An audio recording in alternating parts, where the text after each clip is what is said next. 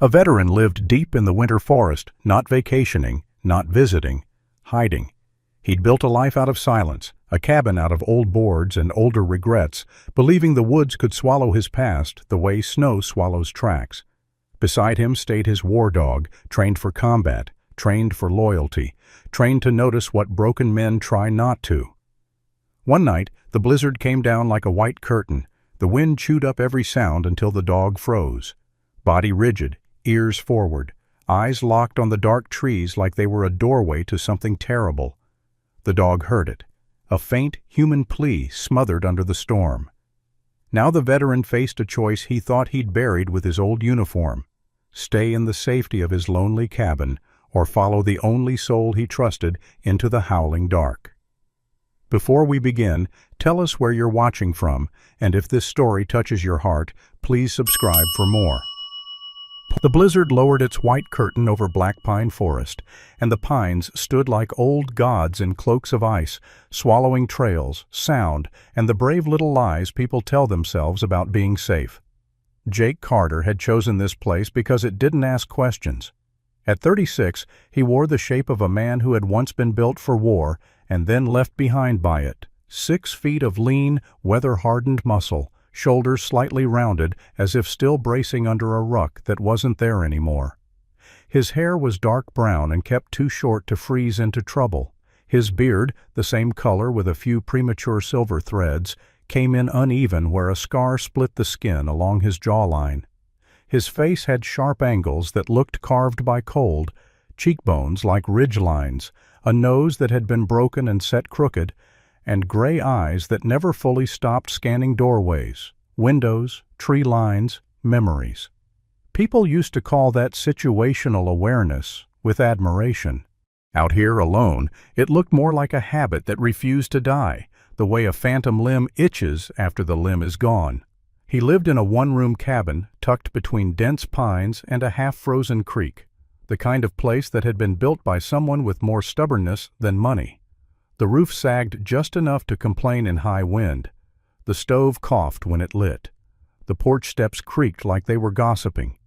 Jake had patched every leak with the practical patience of a man who didn't trust miracles-only screws, tar, and the grim math of survival.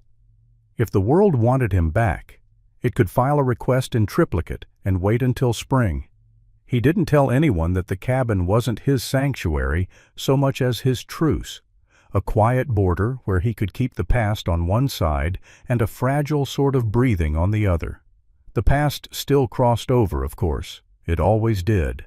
It arrived at night with the same punctual cruelty as a drill sergeant, dragging him awake with images that smelled like dust, diesel, and burning metal. In those moments, Jake's hands would move before his mind caught up, searching for a rifle that wasn't there, counting exits that didn't exist, listening for a radio that would never crackle his name again. Then he'd realize he was in the woods, not overseas, and the only thing outside was wind trying to pry the forest apart. The embarrassment came next, sharp and sour.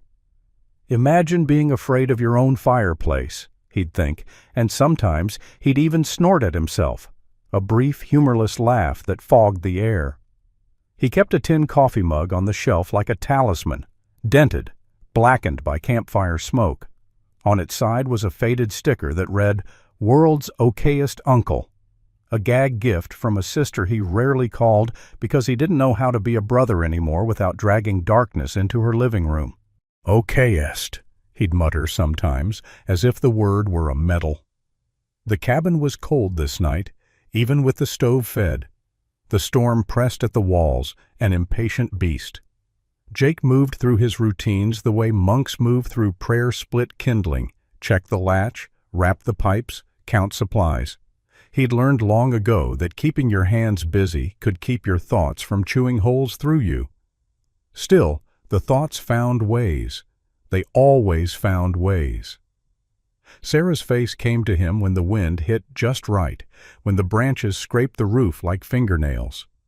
Sarah Carter, because even in memory he couldn't stop saying her whole name, as if it anchored her, had been the kind of woman who looked like sunlight, had decided to become human, and then forgotten to be gentle about it. She was tall, about 5'9", with a slim runner's build and long legs that made her look like she was always on her way somewhere better. Her hair was chestnut brown and naturally wavy, often thrown into a messy ponytail with a pencil because she never remembered where she put hair ties. She had warm, freckled skin that reddened easily in winter, and eyes the color of green glass held up to light bright, sharp, amused. Sarah laughed with her whole body, shoulders shaking, head tipping back, like laughter was a sport she trained for. She also had that rare courage that wasn't loud, the courage to tell a hurting man the truth without flinching, and the courage to love him anyway. Jake's war hadn't ended when he came home. It had simply changed uniforms. The event that cracked him open wasn't one heroic headline. It was the slow grind of losses friends who didn't make it back. A decision made in seconds that replayed for years. A night when the wrong door opened and everything went sideways. He never spoke about the details, not even to Sarah, because he believed words could summon what he'd buried. Sarah had tried to teach him otherwise. "You can't lock grief in a room and expect it not to learn how to pick the lock," she once told him, standing in their kitchen in a sweater too big for her, holding a mixing spoon like it was a judge's gavel. He'd rolled his eyes then, half smiling, because she sounded like a fortune cookie that went to therapy. But the line stayed lodged in him. Sarah was gone now. Gone in a way that made the word gone feel stupidly small. She died in a highway accident on a day that was supposed to be ordinary, the kind of day the universe uses to prove it doesn't care about schedules. Jake hadn't been there. That fact sat in his chest like a stone that never warmed. Afterward, people had offered him phrases. "She's in a better place, time heals, everything happens for a reason," like throwing paper airplanes at a burning house. Jake had nodded politely, because he knew how to perform gratitude, but inside he'd felt something harden. If God had a plan, Jake thought, it was written in a language that looked a lot like cruelty. He came to the forest because the forest didn't offer explanations. It simply existed. It asked only that you respect its teeth. And then there was Atlas. If the cabin was Jake's truce, Atlas was his treaty partner. The German Shepherd was 6 years old, large even for his breed, about 90 pounds of dense muscle and disciplined movement. His coat was a deep black saddle over rich tan legs and chest, with a dusting of pale cream along the muzzle that made him look older than he was. One ear had a small nick near the tip, a souvenir from training or a mission Jake never fully described to anyone because it sounded too much like boasting, and Jake despised boasting. Atlas had amber-brown eyes that watched the world the way Jake's did, alert, assessing, unromantic. But where Jake's vigilance was often haunted, Atlas's was clean, pure function, pure loyalty. The dog had been trained for war, not as a pet with tricks, but as a working partner, tracking, protection, silent communication. Atlas could move through darkness without panic, could freeze on command, could read the shift in Jake's breathing the way other dogs read a thrown ball. Yet for all his discipline, Atlas had one soft spot that made Jake secretly love him more. The dog had an absurd affection for socks. Not expensive socks, not new socks. The worse they smelled, the more Atlas treasured them like sacred relics. Jake once woke to find Atlas sleeping with Jake's wool sock tucked under his chin, looking smug as a dragon on a horde. "You're disgusting," Jake had told him. Atlas had blinked slowly, unashamed, as if to say, "And you're lucky I'm not charging rent." Tonight, Atlas lay near the stove, head on paws, eyes half-lidded. The storm should have lulled him. It was loud enough to drown out smaller disturbances. But Atlas didn't sleep the way normal dogs slept. He dozed with one ear open to the universe. Jake watched him while tightening a strap on his winter boots, the kind of boots that could kick through ice and keep your toes attached to your body. He wore worn jeans and a heavy flannel under a battered brown coat, more practical than stylish, more armor than clothing. His gloves sat on the table beside a small flashlight, a folding knife, and a radio that mostly hissed static. The radio was there because hope is stubborn, even when you pretend you don't have any. "We're not going anywhere," Jake murmured to Atlas, partly to reassure the dog and partly to convince himself. Storm wants to throw a tantrum, let it." Atlas didn't respond, of course. He was polite that way. The wind slammed the cabin once, hard. The stove rattled. A line of snow sifted down from a crack in the ceiling like powdered sugar on bitter cake. Jake sighed, grabbed a rag, and wiped at the table with the slow resignation of a man who knew he'd lose the battle against dirt, but would fight anyway out of principle. That's when Atlas changed. It wasn't dramatic at first, just a shift so precise Jake almost missed it. The dog's head lifted. His shoulders rose, his spine straightened as if an invisible string had pulled it taut. The amber eyes locked onto the cabin door, then flicked to the small window, then to the far corner of the room where the wall met the floor, mapping sound and scent and vibration with a brain that had been built for finding danger. Jake's stomach tightened on instinct. His hand moved toward the flashlight. "What is it?" he asked softly, because loud voices in the woods felt like invitations. Atlas stood, not hurried, not frantic. He stepped forward, then stopped again, rigid statue still. His nostrils flared. The muscles along his neck bunched. The dog's ears angled toward the forest beyond the cabin, as if the storm had whispered a secret just for him. Jake listened too. He heard only wind, endless, violent, theatrical. The wind loved to perform. It could mimic cries, moans, even laughter if it found the right hollow between rocks. Jake had learned that in this forest. The wind was a liar with 1,000 voices. "Deer," Jake muttered, half to himself. "Or a fox. Or you're hearing the ghost of my patience finally snapping." That was the thing about living alone.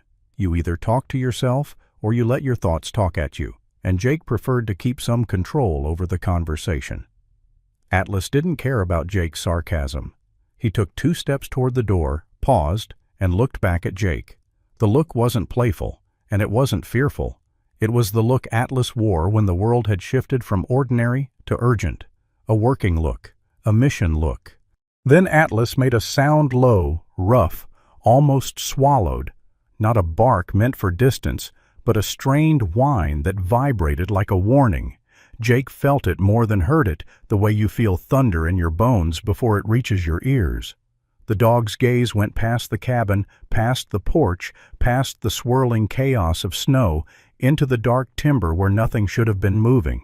And in that instant Jake's mind offered him the easy explanation: animal, wind, imagination. But his body offered him another truth, older and sharper. Atlas did not waste urgency.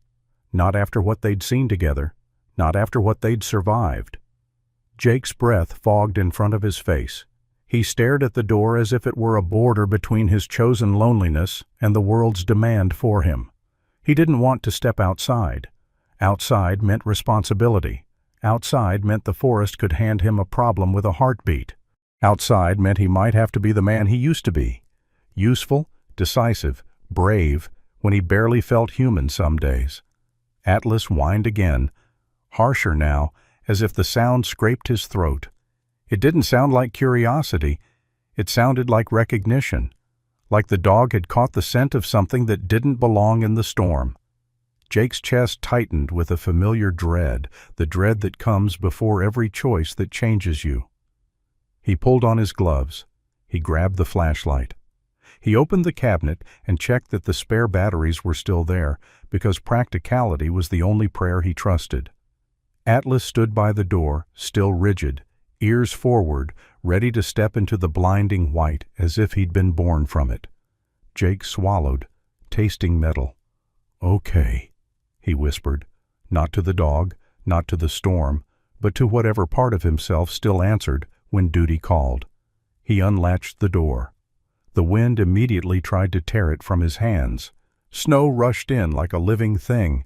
Atlas moved 1 step onto the porch, then stopped, nose lifted, listening. Jake stepped beside him, boots biting into drifted snow, and followed the dog's stare into the darkness. Somewhere out there, hidden by the blizzard's cruelty, something was calling, quietly, desperately loud enough for a war dog to hear, and just faint enough to make a broken man doubt his own senses. Jake Carter stepped off the porch, and the blizzard took him like a tax collector, demanding warmth, sight, and any illusion that the world was kind. Snow slammed sideways, stinging his cheeks, filling the seams of his coat, hissing across the porch boards like 1,000 tiny warnings. Atlas moved first, not charging, not panicking, just flowing into the white with that disciplined, economical motion that made him look less like a pet and more like a purpose. Jake followed, boots punching into drifts that tried to swallow his shins, flashlight kept low and angled toward the ground to avoid broadcasting a bright beacon to anyone with eyes in the timber. The forest around the cabin was dense and old, black pines crowded together like conspirators, their branches heavy with ice, their trunks disappearing into the storm until everything felt like a narrow tunnel of breath and effort. Atlas stopped, head lifted, nostrils flaring, then turned left off the faint deer trail Jake sometimes used. Jake's first instinct was to call him back, to cling to routine, to cling to the small, safe circle he'd drawn around his cabin like a chalk line against demons. But the dog's posture wasn't curiosity. It was certainty. Atlas gave that rough, low whine again, strained, urgent, as if his throat were trying to push a warning through a wall of wind. Jake's heart responded before his mind could argue. He tightened his grip on the flashlight, felt the familiar surge of focus, the old operator part of him sliding into place with a grim click. He hated how easy it still was. He hated how much of him was still built for crisis. They moved deeper, away from the creek, climbing a slight rise where the snow lay untouched and deep. Jake scanned for movement, for the unnatural straight lines that didn't belong in nature fence wire, boot prints, the geometric betrayal of human presence. His eyes caught nothing but swirling white and the dark verticals of tree trunks. The wind performed its tricks, moaning in hollows, sighing through needles, whispering nonsense that could almost be a name if you wanted it badly enough. He didn't want it. Wanting was how you got fooled. Atlas slowed near a cluster of pines, then stopped so sharply Jake nearly walked into him. The dog's ears snapped forward. His body went rigid again, but this time the rigidity had direction. His gaze locked on a shape half hidden between two thick trunks. Jake raised the flashlight, thumb hovering over the switch, then chose restraint and clicked it on only for a heartbeat. The beam cut through the snow and revealed a pale oval skin, then darker lines, tape, and the glint of something wet near an eye. A woman. Upright. Bound. For a split second, Jake's mind refused the image as if denial could rewrite reality. Then, training bulldozed denial aside. He killed the light, moved fast, and the forest seemed to lean closer, eager to watch. The woman was tied to a pine trunk with thick rope looped around her chest and arms, the knots cinched tight enough to bite into fabric. Silver duct tape stretched across her mouth, pressed hard, sealing in breath and sound.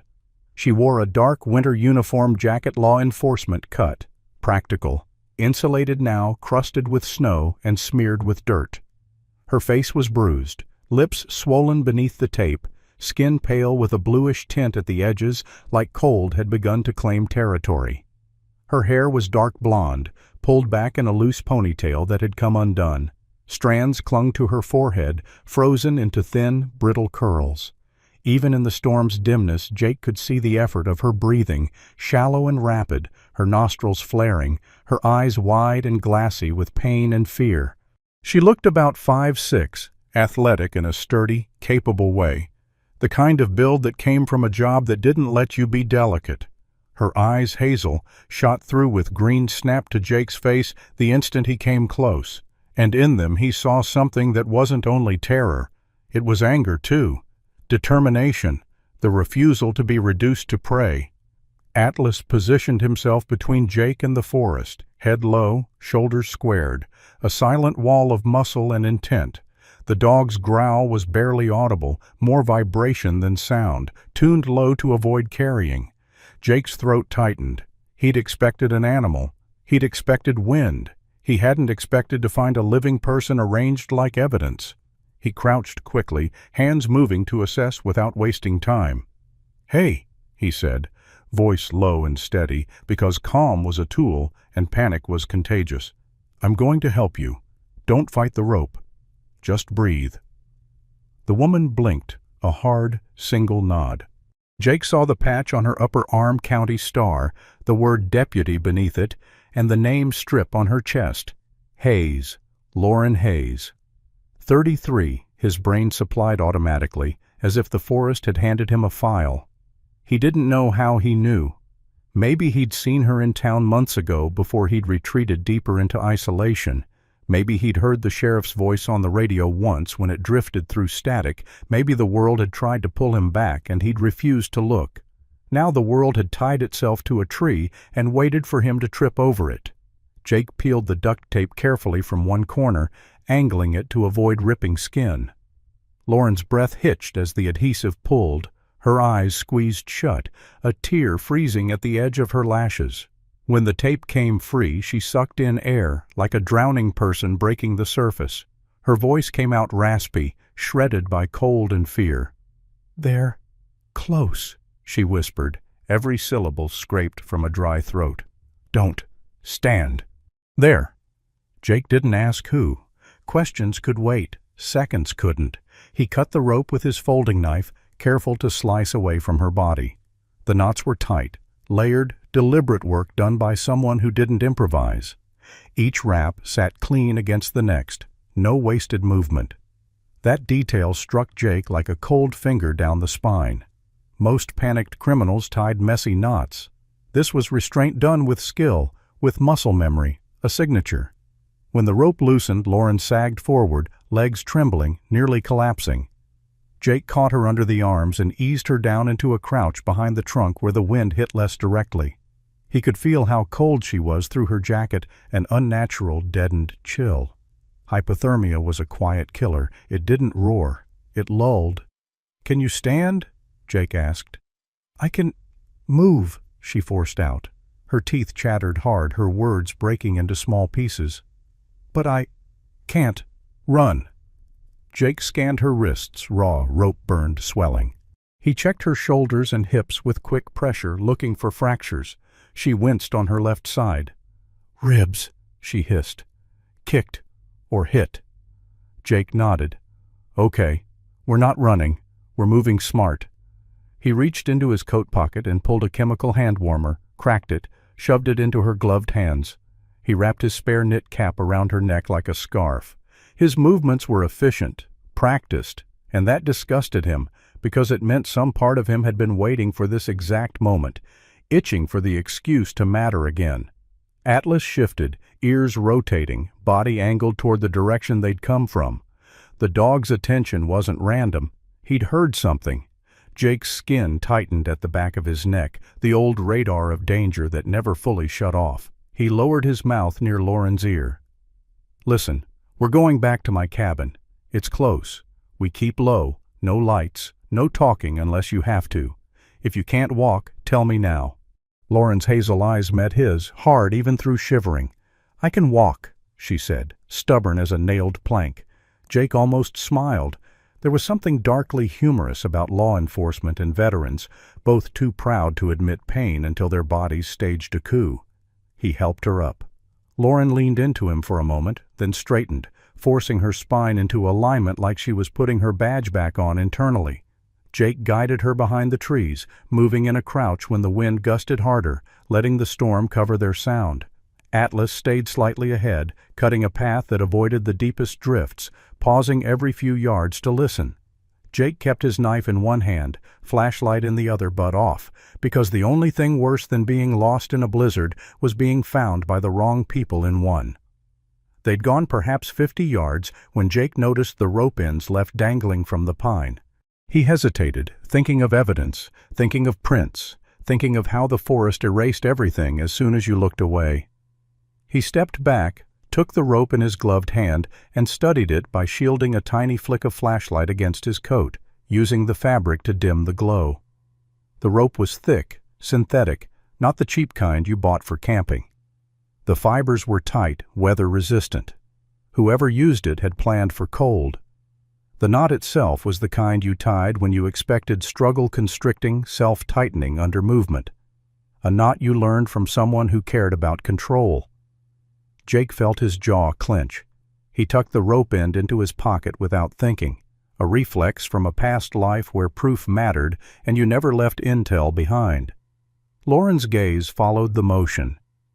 "You military?" she whispered. Jake almost laughed. The forest could smell it on him, apparently. "Veteran," he said, trying not to be anything. "Not working," Lauren rasped, then immediately bit her lip as if joking was a luxury she hadn't earned.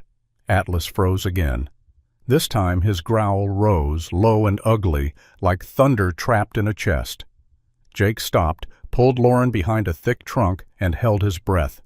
The blizzard's roar filled everything, but inside that roar were other sounds, if you listened correctly. The faint crunch of something heavier than falling snow, a branch snapping under weight, not a deer too deliberate, not wind too rhythmic. Jake's pulse slowed, not because he was calm, but because his body had learned that panic wasted oxygen. He pressed his shoulder against the bark, eyes narrowed into the gray. A shadow moved between the trees, far enough that it could have been a trick of snowfall, close enough that Jake felt the world tighten. The figure paused, then moved again, circling, searching. Jake caught a brief glint, maybe from a flashlight lens or metal buckle, then it vanished behind a curtain of snow. Lauren's breathing hitched. She raised a hand to her mouth as if to press sound back inside. Jake didn't move. Atlas didn't move. They became part of the forest, three shapes pretending to be nothing. After a long moment the shadow drifted away, swallowed by storm. Jake exhaled slowly through his nose. Lauren turned her head just slightly, voice barely a thread. "I told you," she breathed. "They're close." Jake looked at the not-burned skin on her wrists, the bruise darkening along her cheekbone, the stubborn fury still alive in her eyes despite the cold. "This wasn't a random attack," he murmured. "Not a question, but a conclusion." Lauren shook her head, trembling. "No, I was baited. Fake call. Then, the woods." Her words fractured as the cold stole them. "They knew where I'd be." Jake felt something colder than the blizzard settle in his gut. Someone who knew her routes, someone who understood timing, someone who didn't fear a deputy's badge. The storm screamed around them like a god laughing at human rules.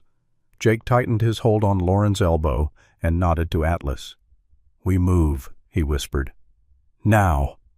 Atlas stepped forward, silent again, leading them back into the white toward the cabin, toward heat, toward the first fragile chance to keep Lauren Hayes alive long enough to tell the truth. Jake Carter didn't hurry back to the cabin like a man sprinting toward salvation. He moved like someone escorting a secret through enemy territory. The blizzard was generous in one way. Its noise smeared sound into nothing, but it was cruel in another. It erased tracks only after it helped you make them. Jake kept Lauren Hayes close, one gloved hand firm at her elbow, guiding her around a shallow ravine and through a stand of pines where the branches hung low enough to hide them from any wandering gaze. Atlas padded ahead in near silence, occasionally stopping, head tilted, reading the air as if it were a page written in invisible ink. When the cabin finally emerged, it looked less like home and more like a dark lump of timber crouched under snow, trying not to be noticed. Jake paused before the porch, scanning the tree line, searching for the kind of stillness that felt staged. Nothing moved. That didn't comfort him. Predators didn't announce themselves. He got Lauren up the steps, eased her inside, then shut the door with careful pressure so the latch didn't snap loud enough to travel. He didn't flip on the overhead lamp. Instead, he used a small lantern with a dim setting, the warm glow barely stronger than a firefly in a jar. Light was safety in the movies. In the woods, light was a flare that told strangers exactly where to aim their curiosity. Lauren sagged onto the bench by the stove like the air had finally stopped punching her. Her face was blotched with cold and bruising, one cheekbone swelling purple. She kept her shoulders square, though, holding herself like she was still on duty, as if posture alone could keep fear from creeping into her bones. Jake recognized that stubbornness with a familiar ache. It was the same hard mask he'd worn after Sarah died, the one he'd called functioning, because falling apart felt like too much work. Atlas circled once, then sat near the door, eyes fixed on the seams where wind might carry scent. He wasn't resting. He was guarding. Jake knelt by the stove, fed it kindling, and coaxed a low fire into life. Heat began to breathe into the room slowly, a shy animal. He poured water into a pot and set it to warm, then pulled a wool blanket off the cot and draped it around Lauren's shoulders. She flinched at the touch more from reflex than pain, then allowed it. Her hands trembled violently as she held the chemical warmer. "You're going to crash," Jake said quietly. "Cold hides the worst until it doesn't." "I'm fine," Lauren rasped, then coughed, immediately betraying herself. Her voice still sounded like sandpaper. Jake didn't argue. He grabbed a first aid kit from a shelf and crouched in front of her. "Tell me what hurts." Lauren hesitated, then glanced toward the window as if expecting someone to materialize out of the snow. "Ribs," she admitted. "Left side and wrists and head." Jake checked her pupils with the lantern's dim light, watched her tracking. No obvious disorientation. Good. He gently palpated her rib area. She hissed through clenched teeth, the sound sharp and involuntary. "Bruised at least," he murmured. "Could be cracked. You're breathing okay." He wrapped her wrists with gauze, careful not to press too hard on the swelling. Rope burns cut deeper than people think. They were a cruel kind of injury because they looked small until infection made them a bigger story. Lauren watched him work with a guarded intensity. "You do this a lot?" she asked, trying to make it sound casual. Jake almost laughed. "Used to." "Military used to," she corrected, eyes narrowing. "Not wilderness hobbyist used to." "Veteran," Jake said, keeping it simple the way he kept everything. He didn't offer unit or war or medals. He didn't give people handles to grab him with.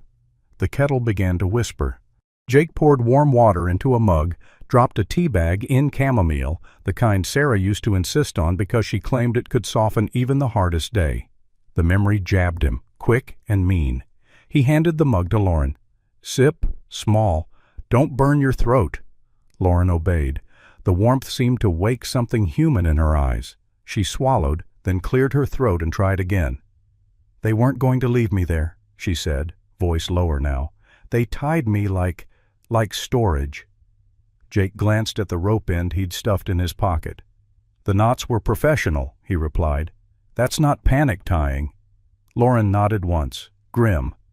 "I know knots. My dad was a climber. Those weren't amateur." She stared into the mug as if the steam might spell answers. "I got a call. Dispatch said there was a vehicle off Ridge Spur, possible injured hikers, but the way it came through, it felt wrong." Her fingers tightened around the mug, knuckles whitening under the tremble. "I still went." "You go. That's what you do." Jake didn't correct her. He knew the doctrine of duty. Duty was a religion that didn't ask whether you could afford to believe in it anymore. "When I got there," Lauren continued, "there was no vehicle, no hikers, just tracks.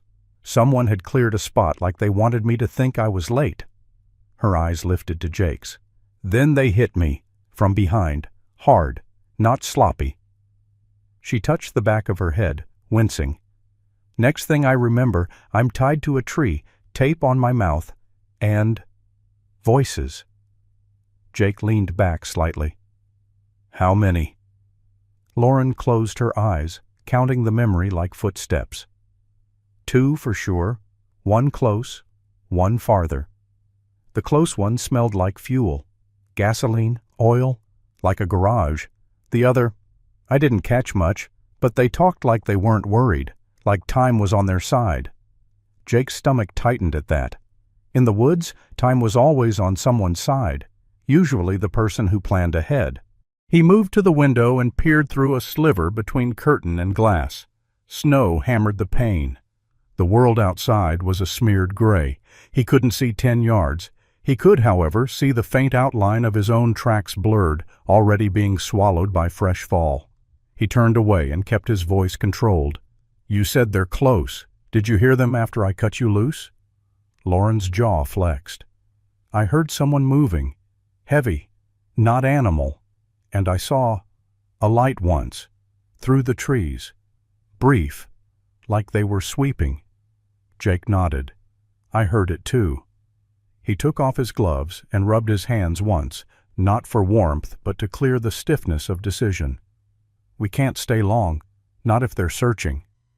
Lauren's eyes flared. "I can't go back out." "Not tonight," Jake agreed. "But we can't advertise we're in here either." He moved through the cabin with the quiet efficiency of someone who'd rehearsed being hunted, sliding a thick blanket over the small window by the stove, then draping another dark cloth over the main window to reduce glow. He checked the back door latch, then pulled a heavy chair to wedge under the handle, not because it would stop a determined intruder, but because it would buy seconds, and seconds were currency. Atlas rose and padded to Jake's side, nose twitching. The dog's gaze went to the floorboards near the door, then to the window, then to Jake. It wasn't fear. It was alertness with a question in it, like, "Do we stay or move?" Jake crouched and rested his hand on Atlas's neck, feeling the warmth of the thick fur, the solid presence. "Not yet," he whispered, more to himself than the dog. "Let the storm work for us." Lauren watched the exchange with something like awe, then quickly replaced it with practicality. "My radio," she said suddenly, patting her belt area as if the equipment might still be there. "They took it." "Of course," Jake muttered. "Phone?" Lauren shook her head. "Gone." She swallowed, then forced the next words out. "Listen. I was working a case, off the books, not fully just digging." Jake's eyes narrowed. "What kind of case?" "Fake loggers," Lauren said. "Men who show up with chainsaws and paper permits. They cut in protected sections, but that's not the real money. They're moving other things through those loads. I found tire tracks that didn't match county vehicles. I smelled fuel every time I got near their drop points. And I followed a truck once covered plates, no company markings into the forest. It disappeared like the trees swallowed it." She paused, throat working as she tried to push the fear down. "I think they're smuggling. Could be wildlife, could be weapons, could be people." The last word landed heavy in the small room. Jake felt the old anger rise, sharp and immediate. The anger that someone would use the wilderness the way war used cities, turning everything into cover, turning living things into cargo. He kept his face neutral, but inside something hardened. "Why you?" he asked. Lauren's laugh was bitter and too quiet to be real laughter. "Because I didn't stop asking questions." She lowered her gaze. "And because I told someone I trusted that I was going out to Ridge Spur." Jake felt the cabin shrink. Trust was the first thing that got murdered in cases like this. He remembered Sarah again. The way she used to say, "People don't fall apart all at once, Jake. They get chipped. One small betrayal at a time." He'd hated that line, too, because she'd been right. A gust hit the cabin, rattling the window. Atlas's ears snapped toward the sound. He rose and moved to the door, nose low, then paused, body stiffening. Jake followed his gaze to the threshold. There, on the porch, half covered by drifted snow, was a faint line of darker slush. Like someone had stepped there recently and packed the snow down. Jake's pulse tightened. He hadn't noticed it when they came in. The storm should have smoothed their entry, but the porch had a slight roof, a small mercy from snowfall. Footprints could linger. Jake leaned in closer, peering through the crack between door and frame where cold air leaked. He didn't see a full footprint, only an impression, partial, like a heel had pressed and then lifted. Fresh. His breath went shallow. Lauren noticed his change immediately. "What?" she whispered. Jake held up one finger for silence. He reached slowly for the knife on the table, then for the lantern. He turned the lantern down another notch. Atlas's lips pulled back slightly. Not a snarl, but a warning readiness. Jake's mind ran scenarios. If someone was out there, they might be listening for sound, watching for light. They might be waiting for the storm to mask an approach. He thought about the rope in his pocket, the professional knot, the smell of gasoline, the covered plates. He thought about how quickly Lauren's attackers had vanished when the team could have easily left her to freeze. That meant something. It meant they intended to come back. It meant she was a message, not an accident. Jake leaned close to Lauren, mouth near her ear. "If someone comes in," he whispered, "you stay low behind the stove. Don't move unless I tell you." Lauren's eyes flared with panic, then tightened into determination. "And you?" she mouthed. Jake's expression didn't change. "I handle it." The lie tasted familiar. He wasn't sure he could handle anything anymore. But he could pretend. He had been pretending since Sarah died. Atlas let out a sound, so soft it was almost imagined, a low, vibrating hum that meant he had scent. Jake's muscles coiled. The cabin was no longer a refuge. It was a box with thin walls, and the forest around it suddenly felt crowded with unseen eyes. Jake shifted his weight, placing himself between Lauren and the door, and listened hard enough that his thoughts went quiet. Outside, beneath the scream of wind, there was the faintest crunch snow compressing under something heavy. Not far. Close enough to touch the porch, close enough to test the latch. Jake tightened his grip on the knife. In the dim lantern light, Atlas stood like a shadow carved into muscle, ready to explode into action. Lauren's breath came quick, fogging in small bursts, and Jake, the veteran who had fled the world to become invisible, realized with cold clarity that someone else in the forest had been looking for him all along, because the moment you save a target, you become one. Jake Carter did not rush to the window when the porch creaked. He moved like a man who had learned the price of curiosity in places where curiosity got people killed. He kept his shoulder between Lauren Hayes and the door, knife low in his right hand, lantern dimmed to a weak ember. Atlas stood beside him, every muscle drawn tight under his thick black and tan coat, a living silhouette with amber eyes that tracked the invisible like it was visible. Outside, the blizzard battered the cabin with the theatrical rage of a god who loved to prove humans were small. But beneath that rage came another sound, deliberate, controlled, a faint scrape that did not match wind or branch. A hand, perhaps, brushing snow from the latch. Jake inhaled through his nose, tasting cold metal in the air. He waited until the movement paused, then he shifted quietly, carefully, and slid to the side wall where a narrow gap between curtain and wood offered a thin view of the porch without exposing him. Snow had built a white lip along the railing. Beyond it, the world was fog. Then, for a heartbeat, a shadow blocked the gray. Not a tall shadow. Medium height, broad shoulders. A figure leaning close to the door, head angled as if listening for warmth. Jake's mind offered him an immediate inventory, alone or with partners, armed or not, local or outsider. He saw a gloved hand move near the latch, and in that tiny motion he sensed competence. No fumbling, no hesitation. Whoever this was, they weren't wandering lost. They were hunting. Atlas let out the faintest vibration of a growl. Jake tightened his grip on the knife and made a choice that didn't feel heroic at all. It felt like math. He reached behind him and took Lauren's wrist lightly, guiding her back toward the stove, then pressed a finger to his own lips. Lauren's eyes were wide but steady. She understood the language of danger. Jake crouched by the door and reached for the old radio on the shelf, not the useless one that mostly hissed, but the battered handheld he kept for emergencies, the one that could sometimes reach the county frequency if the wind felt charitable. He didn't want to transmit. He wanted to listen. He clicked it on with the volume turned low, and static spilled out like nervous breath. No voices, no dispatch. The blizzard likely swallowed the signal. Jake swallowed back a curse. On the porch, the shadow shifted again. There was a soft knock, not a friendly knock, not the knock of a neighbor with pie. A single controlled tap, as if someone had trained themselves to knock without sounding like a knock.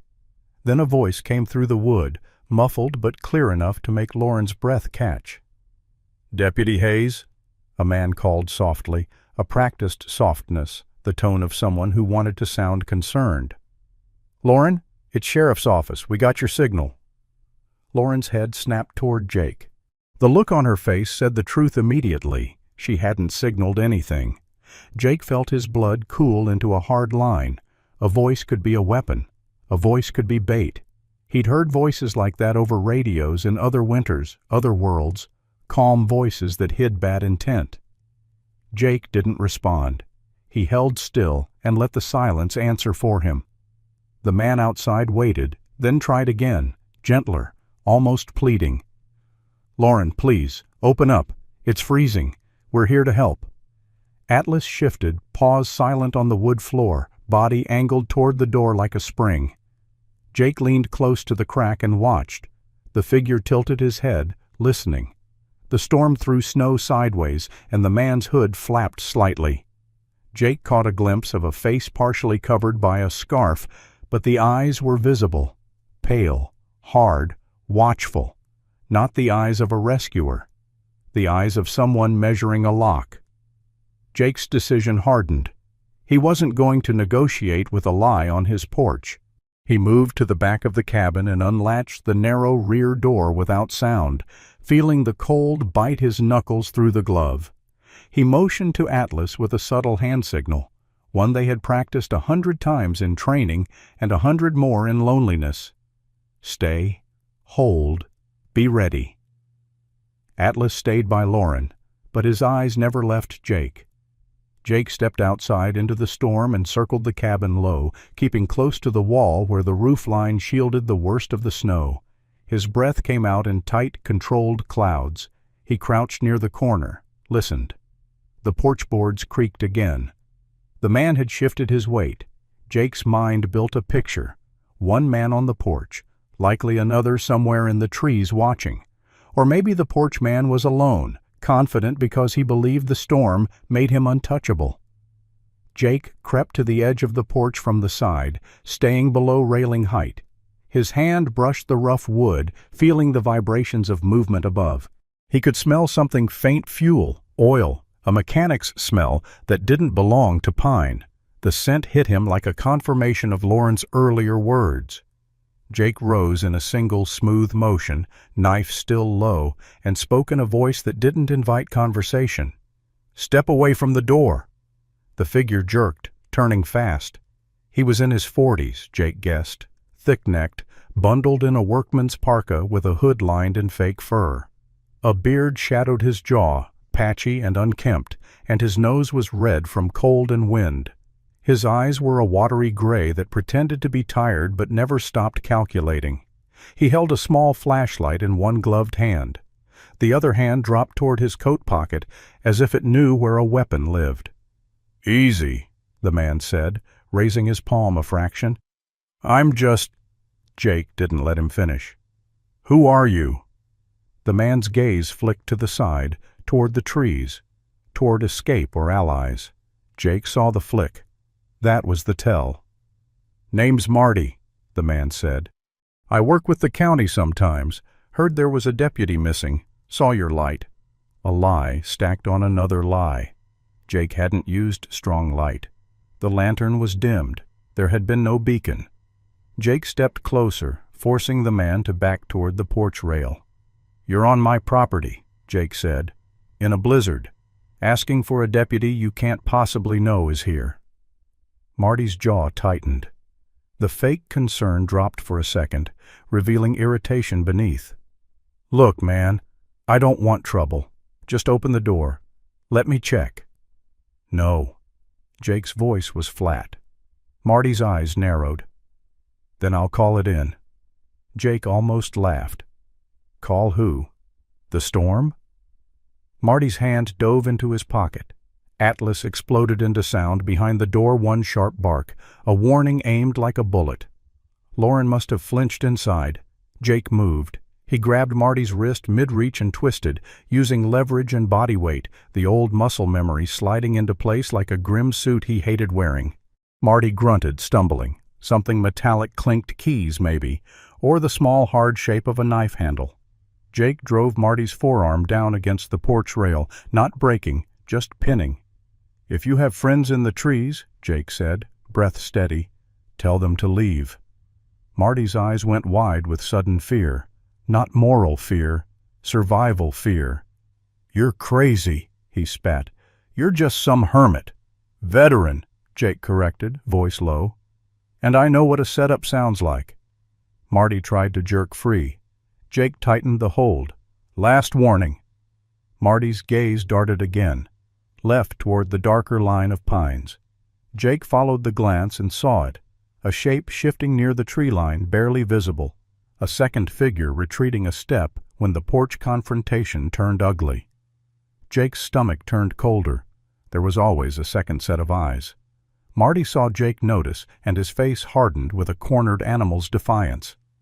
"Fine," he hissed through clenched teeth. "Fine. They'll come back with more." Jake leaned close enough to smell stale tobacco and gasoline on his scarf. "Tell them," Jake said, "that if they come back, they're coming for a fight they can't control." Marty's breath puffed in frantic bursts. Jake released him with a shove that sent him stumbling into the snow. Marty caught himself, glared, then backed away, hands half raised, posture pretending innocence again. "You don't know what you're mixed up in," he called, voice trying to regain authority. "Open that door, and this can end easy." Jake didn't answer. Marty turned and disappeared into the storm, swallowed by white like a bad thought you couldn't quite forget. Jake waited until the porch boards stopped complaining, then slid back around the cabin to the rear door. Inside, Atlas stood rigid, teeth bared slightly, but he didn't lunge. He waited for Jake's cue like the disciplined weapon he was. Lauren sat low by the stove, blanket tight around her shoulders, eyes fixed on Jake with raw questions. "He wasn't law," she whispered. Jake shook his head. "No." "Then they're testing," she said, voice shaking now with anger as much as cold. "They're probing." Jake nodded once, "and they found what they wanted." He moved to the shelf and grabbed the rope piece he'd pocketed earlier, then pulled out his phone. No service, as expected. He stared at the dead bars like they were a joke. Then he made a decision he'd avoided for years, the kind of decision that meant inviting people back into his life. He grabbed the handheld radio again, adjusted the antenna, and moved to the small corner near the window where reception was sometimes less terrible. He keyed the mic and spoke into the static with the careful tone of a man who knew every word could be recorded, doubted, dismissed. "County Dispatch," he said, voice clipped. "This is Jake Carter. I need Sheriff Daniel Brooks." Static answered. He tried again, repeating the call, changing his angle, raising the radio slightly. The line crackled, coughed. Then a voice finally surfaced, a young dispatcher, thin and distorted but real. "Say again? Who is this?" Jake swallowed irritation and kept his tone calm. "Jake Carter. I'm at my cabin, North Side, Black Pine. I have Deputy Lauren Hayes. She's alive. She's injured, and someone just tried to breach my door pretending to be sheriff's office." Silence on the line, then a sharp inhale. "Deputy Hayes is missing," the dispatcher said, voice suddenly tight. "How?" "Get Brooks," Jake cut in. "Now." The radio crackled again, voices overlapping. Then a deeper, older voice came through, gravelly and annoyed, even through static. Sheriff Daniel Brooks didn't sound like a man who believed in miracles. He sounded like a man who believed in paperwork and consequences. "Carter," Brooks said, the name heavy with suspicion. "I told you years ago to stay out of trouble." "What the hell is this?" Jake stared at the dim lantern glow, felt Atlas at his side, felt Lauren's trembling anger behind him, and answered with the blunt truth. "It's your deputy," Jake said, "and someone in this forest wants her dead." Brooks's silence lasted long enough for the storm to fill it, then quieter, harder. "Don't move. I'm sending someone." Jake's jaw flexed. "No sirens," he warned. "No big response. They're close." Another pause, then Brooks grunted like a man swallowing pride. "I'll send Detective Nora Kim. She's smart. She'll listen. But Carter—" His voice sharpened. "Don't play hero. You stay put." Jake looked down at Atlas, then at Lauren's bruised face, the tape mark still red across her lips, and felt the forest's truth settle in his bones. Staying put was how you got buried. "Copy," Jake lied, "because sometimes you had to." He released the mic and exhaled slowly. Lauren watched him, eyes narrowed. "You don't trust him," she said. Jake didn't answer immediately. He trusted Brooks to follow rules. He didn't trust rules to save people in a storm. He leaned down and stroked Atlas's thick fur once, grounding himself in something real. "We'll see who shows up," Jake said finally, "and we'll see what they know." Outside, the blizzard continued its sermon, loud and merciless, but inside the cabin, a new kind of storm gathered, one made of old law, old grudges, and a veteran who had tried to disappear now forced to speak his name into the world again. The cabin felt smaller after Jake Carter spoke his name into the radio, like the storm had heard it and decided to listen back.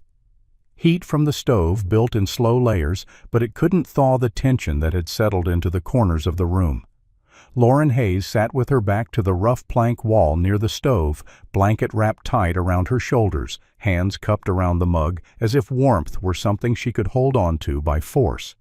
Her breathing had steadied, but every so often her eyes flicked toward the curtained window, tracking the world outside as if she could sense movement through wood and snow. Atlas remained near the door, not lying down, not relaxing standing, head slightly lowered, ears rotating with every change in the wind. Jake paced a tight circuit between the stove and the table, mind turning like a gear that couldn't stop. He'd done the right thing calling Sheriff Daniel Brooks, but right didn't mean safe. It meant more people, more variables, more chances for someone to make noise and get Lauren killed. It meant dragging his own hidden life into the open, and Jake had spent years building walls for a reason. The guy at the tree, he wasn't in charge. Jake stopped pacing. "How do you know?" Lauren's eyes hardened with the kind of focus that survived pain. "Because he kept looking over his shoulder," she said. "Not for a partner like, for permission, like he was afraid of disappointing someone." She swallowed, the motion making her wince. "He talked too. Not to me, at me, like he was reciting lines." Jake leaned against the table edge, hands braced, listening the way he used to listen during briefings where the wrong detail got people killed. "What lines?" Lauren hesitated, then forced the words through the scrape in her throat.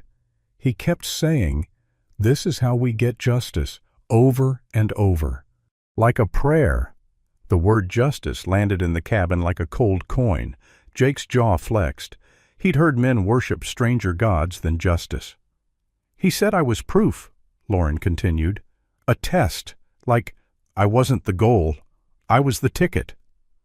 Jake felt an old anger rise, the kind that came when someone turned a human being into an object. In war, objects had numbers. Here, the object had a name and bruises and hazel eyes that refused to dim. "He told me," Lauren said, voice dropping further, "that if he did this right, they'd give him the man who killed his kid." Jake stared at her. "His kid?" Lauren nodded once, slowly. "He said, 'They'll finally give me the driver.' He called it real justice." Jake's mind began to build a profile without asking permission. Grief, obsession, manipulation. A person twisted by loss could be used like a lever. He thought of Sarah and the way loss had hollowed him out. He thought of the nights he'd sat at the edge of his bed, staring at his hands, wondering how easy it would be to let rage tell him what to do. He'd never crossed that line. But he understood the temptation. That understanding didn't excuse anything. It just made the world uglier in a more precise way. The radio on the shelf crackled softly, then went quiet again. No updates, no sirens. Good. Jake glanced at the rope end he'd taken from Lauren's bindings, now coiled on the table like a snake that had been defanged but not made harmless. The knot pattern still bothered him. It wasn't just tight, it was intentional. A signature. Atlas suddenly stiffened, head turning toward the back wall. His nostrils flared and his lips pulled back slightly, not in a full snarl, but in a warning that something human was near. Jake went still. "You smell him?" Jake murmured, eyes on the dog. Atlas didn't look at him. He stared at the door seam, then angled his head toward the window as if triangulating. Jake felt the hairs rise on his forearms. They were being watched again. The storm outside made it easy for someone to move close without being heard. Someone could stand a few yards away and become just another dark trunk in the forest. Jake reached for the lantern and turned it down another notch, then moved to the window and peered through the small gap between cloth and glass. Nothing but falling snow. The wind made a restless halo around every tree. But Atlas's senses were never wrong about presence. "Lauren," Jake whispered, "if Nora Kim shows up, I need you ready to talk. Fast." Lauren blinked. "You know her?" "Not personally," Jake said, "but Brooke said she'd listen. That means she's either smart or stubborn. Maybe both." He didn't add, "And those are the only kind of people who survive long in a place like this." Minutes stretched. The cabin creaked. The stove popped quietly. Outside, the blizzard made the world feel like it was shaking itself apart. Then, faint and distant, came the sound of an engine low, controlled, not revving, not careless. Jake's muscles tightened. He listened for brakes, for a door slam. Nothing. Whoever approached was doing it cautiously. Atlas shifted, ears forward, but his growl didn't rise. The dog was sensing the difference between threat and unknown. Jake moved to the back door and listened. A soft knock came, not the controlled tap of the liar on the porch earlier, but a careful, restrained knock that didn't pretend to be friendly. Jake didn't answer. He waited, knife in hand, body angled so he could move. Then a woman's voice cut through the wind, low and direct. "Jake Carter," she called. "I'm Detective Nora Kim. Sheriff Brooks sent me. I'm alone." Jake's eyes narrowed. Names could be used like keys, but the voice didn't have the syrupy, false warmth of the earlier impersonator. It had the clipped confidence of someone who didn't waste words. Jake cracked the back door an inch, keeping the chain on. Cold air knifed inside. Outside, a figure stood in the storm, hood up, face partially shadowed. The woman lifted both hands slightly, showing empty palms, then angled her body sideways so she didn't look like she was trying to rush. "I can show my badge," she said, "or I can tell you Brooks's favorite insult for anyone who tries to bend procedure." Jake almost smiled despite himself. "Let's hear it." "He calls them Monday Cowboys," Nora said. "Says they want hero stories on a Tuesday budget." Jake exhaled once, a reluctant release of tension. He unhooked the chain and opened the door wider. Nora stepped in quickly, pulling the door shut behind her with practiced quiet. She was 35, medium height, lean, built more like a runner than a brawler, but there was a sharpness in her posture that made her look larger than she was. Her dark hair was pulled into a tight braid that disappeared beneath her hood, and her skin had that winter pale tone that came from too many hours under fluorescent station lights and not enough sun. Her eyes were dark brown, almost black, and they moved fast, scanning the room, noting exits, reading people. She wore a heavy parka over a plain sweater, tactical pants, boots dusted with snow. No flashy gear, just the essentials. There was a small scar near her right eyebrow, a thin line that hinted at a past moment when someone or something had come close enough to leave a permanent mark. "That dog yours?" she asked, gaze flicking to Atlas. Atlas stood still, watching her, not hostile, but not welcoming either. Nora didn't reach for him. That restraint told Jake more than a badge ever could. "Atlas," Jake said. "He's working." Nora nodded once as if that explained everything. Her attention snapped to Lauren, and her face tightened. "Deputy Hayes," she said, voice softening a fraction. "Lauren!" Lauren lifted her chin, pride fighting pain. "Detective!" Nora crossed the room in 2 quick steps and crouched near Lauren, eyes scanning her injuries without touching. "You stable?" Nora asked. "Cold and beat up," Lauren rasped, "but breathing." Nora's gaze shifted to Jake. "Brooks is holding his teams back," she said. "No sirens, no convoy. He's not happy about it, which means he believes you." Jake didn't celebrate that. He'd seen belief turn into overconfidence too many times. "Why are you really here?" Jake asked. Nora's eyes sharpened. "Because this isn't random," she said. And because the knot on that rope, she nodded toward the coil on the table, isn't random either. Jake slid the rope across the table with 2 fingers, keeping it visible but not offering it like a gift. Nora leaned in, studying the knot with a detective's reverence for small truths.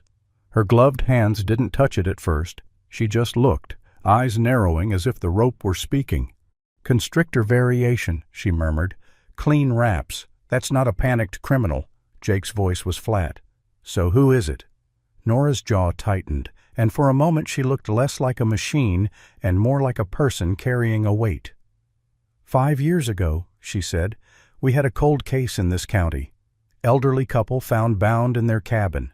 Same style knots, same deliberate restraint, no witnesses, no usable forensics. The only person we ever had on the edge of that case was a former forest ranger named Eli Mercer."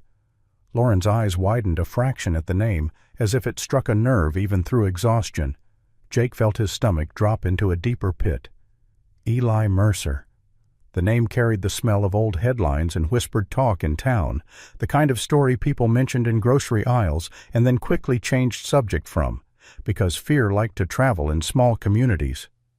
"Mercer was fired," Nora continued, "officially for conduct issues. Unofficially, because he started coming apart after his daughter died." Nora's voice stayed controlled, but Jake could hear the edge under it. "Hit and run. Driver never caught.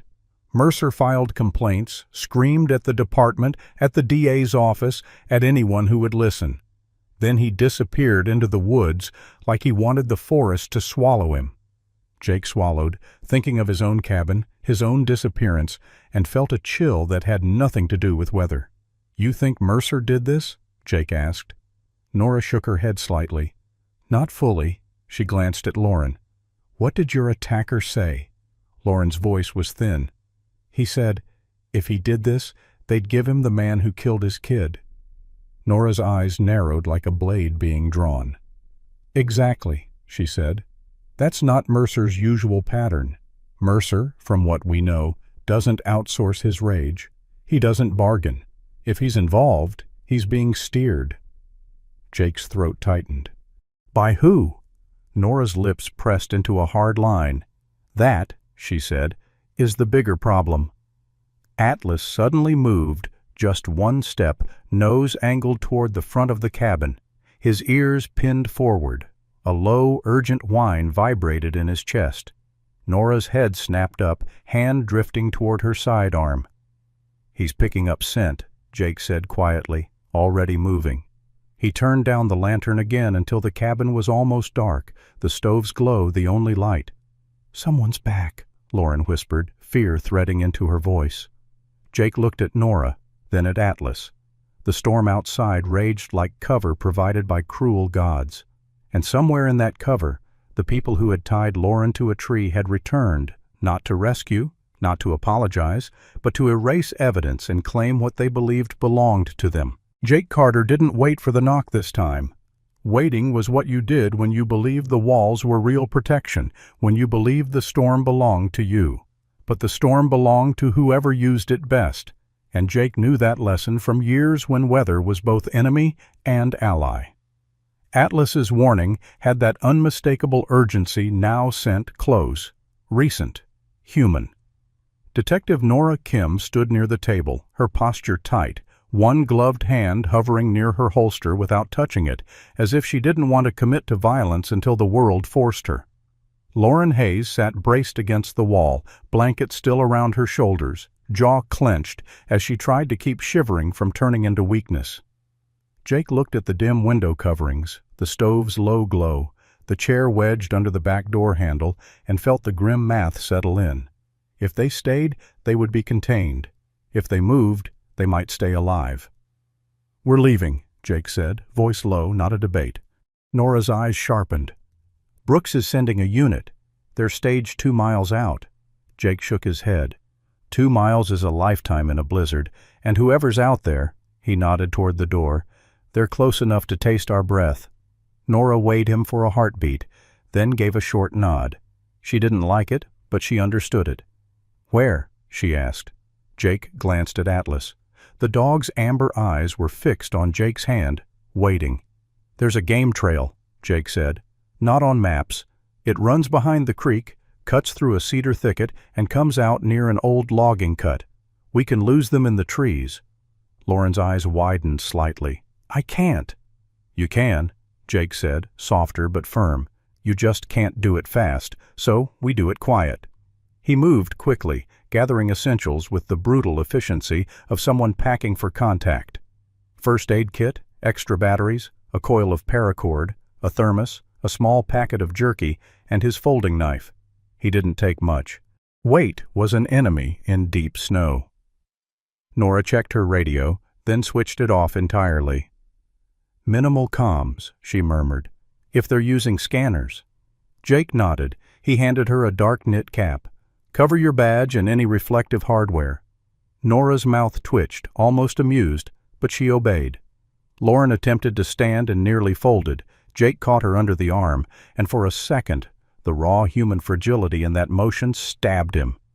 He remembered carrying Sarah out of the hospital when she'd had pneumonia years ago, her body light and stubborn, her laughter even then, teasing him for looking like a terrified father. He didn't like what memory did to him. Memory made him softer in places he needed to be hard. "Can you put weight on it?" Jake asked Lauren, meaning her ribs and her left side. "I can," she said, and it was less a statement of fact than a vow. Atlas moved to the front door, then stopped, nose lifting. He let out a single soft huff, an exhale that in their shared language meant movement outside. Jake killed the lantern completely. The cabin plunged into near darkness, lit only by the faint orange pulse of the stove. He guided Lauren toward the back door, placed Nora behind them, and gave Atlas a hand signal advance and listen. Atlas slipped out first through a small crack Jake made in the rear door, then vanished into the white. Jake followed, half carrying Lauren down the steps, keeping her close to his body so her stumbling wouldn't become noise. Nora moved like a shadow, rifle held low, her boots placed carefully, each step chosen. The cold slapped them instantly, a cruel wake-up. The blizzard's wind tore at their coats and tried to steal their breath. Jake didn't fight the wind, he used it, letting gusts cover their movement. They skirted the cabin wall, then dropped into the shallow depression behind the shed where snow drifted high and the world became a muffled tunnel. Jake led them toward the creek, staying under tree cover, avoiding open space where a flashlight could catch them. Atlas reappeared briefly ahead, just a flicker of black and tan, then moved on, always 5 to 10 yards in front, always listening. They reached the creek bed, mostly frozen, but with a thin black ribbon of moving water visible in places. Jake stepped onto a log he'd placed months ago for crossing and guided Lauren over, her boots slipping once. She gasped. Jake froze, heart hammering, waiting for a response from the woods. None came. The wind swallowed the sound like it had never existed. Nora's eyes met Jake's in the dark. She gave him a small, tight nod. They moved. On the far side, Jake pushed through a cedar thicket so dense it felt like entering the ribcage of the forest. Branches scraped his coat and snagged at Lauren's sleeve. The smell here was sharp and clean cedar oil and cold sap, so strong it could confuse scent trails. That was the point. Jake had chosen this route because it was ugly. Most people avoided ugly routes. "How long?" Lauren whispered, voice cracking. "As long as it needs," Jake replied, and the grim humor in it almost broke through his own tension. Atlas halted ahead. His body went stiff, not fear-stiff, but listening-stiff. Jake crouched, pulling Lauren down with him behind a fallen tree. Nora dropped beside them, silent. Through the cedar, faint beams of light sliced the snow flashlights. Not one, multiple. They moved in slow sweeps, methodical, searching. And then came a voice, muffled by storm, but shaped deliberately into concern. "Lauren!" a man called. "Deputy Hayes, we're here. Answer!" Jake's jaw clenched. The same trick. Fake help. Real trap. Another voice joined, different pitch, trying a softer angle. "Lauren, please, we can't see you. Call out!" Lauren's breath hitched. Her hand clutched Jake's sleeve as if her body wanted to stand and answer on instinct. Jake tightened his hold, a quiet command. "Don't," he mouthed. Atlas's ears angled forward, and his lips pulled back slightly. He was reading their approach like a map. Jake leaned closer to Nora. "They're fanning," he whispered. "They'll try to push us toward open ground." Nora's eyes flicked to the moving lights. "They know you know the forest," she whispered back. "So they're trying to flush you." Jake nodded. "In war, you didn't chase an expert into his terrain. You shaped the terrain until the expert had to move where you wanted. These men were doing that now, using the storm and voices like shepherd dogs." Jake reached into his pocket and pulled out a small metal 10-old fishing tackle filled with a few steel washers he used sometimes to weigh line. He shook it once softly. Lauren stared at him, confused.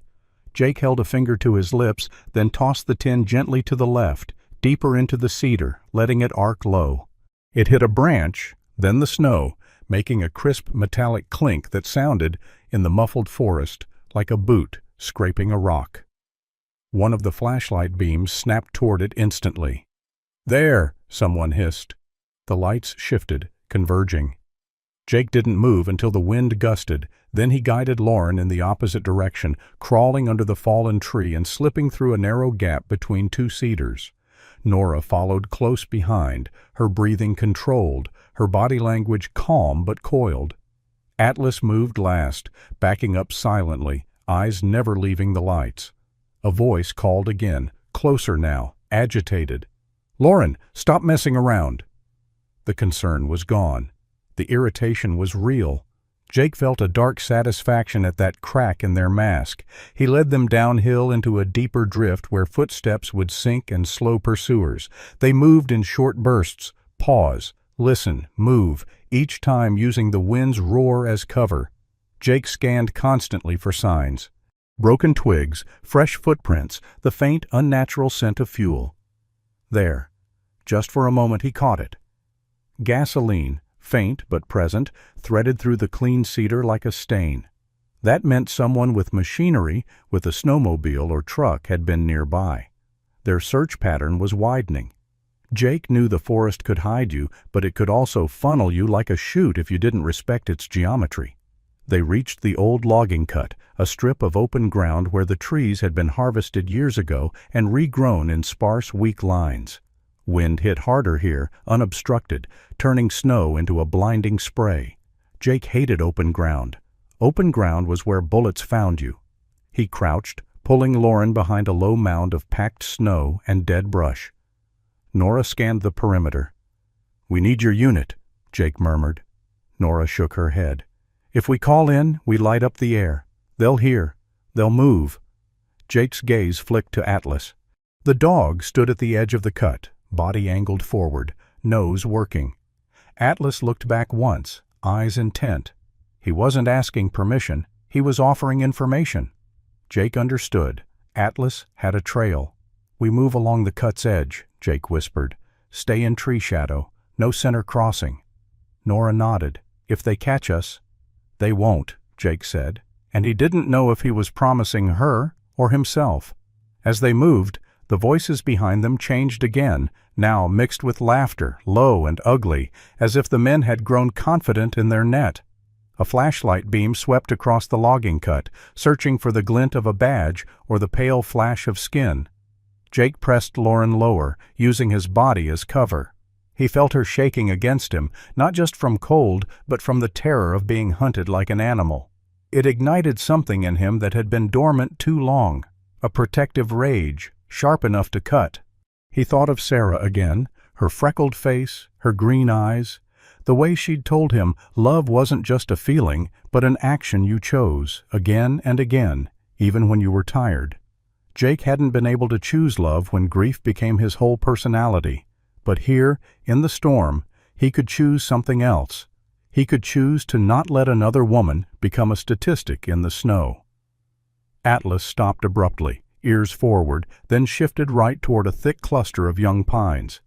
He had found a narrower passage, a corridor of shadow. Jake guided Lauren into it, Nora close, and the world seemed to close around them again, trees folding in like protective ribs. Behind them, a flashlight beam paused on the logging cut, then moved on. The voices drifted, searching, calling Lauren's name with false sweetness. Jake kept moving, deeper into Black Pine's heart, turning the hunt back on the hunters one careful step at a time. The chapter ended not with safety, but with motion, the only kind of prayer Jake trusted in a storm. The forest narrowed again after the logging cut, folding around Jake Carter and his small moving triangle like a mouth trying to keep its secrets.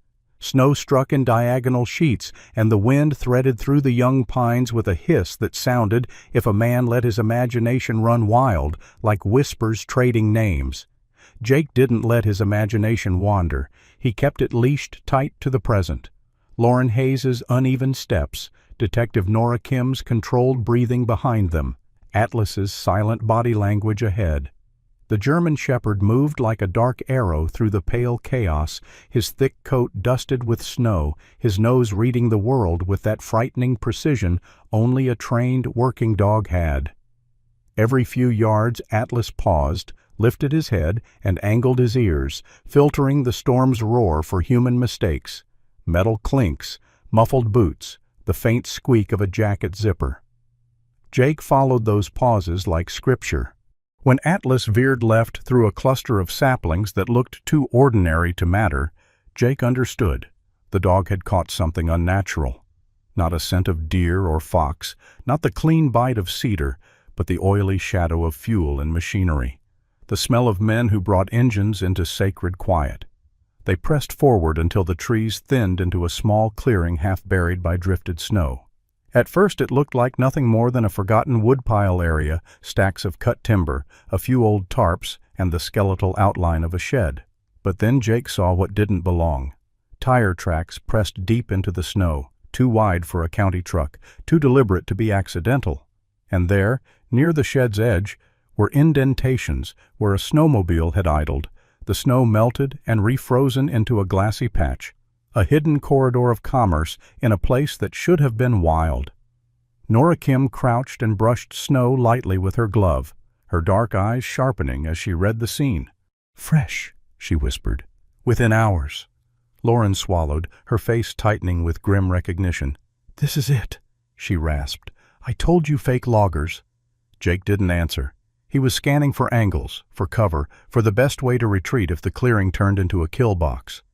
The shed itself was crude but functional, built with rough boards, its roof sagging under snow.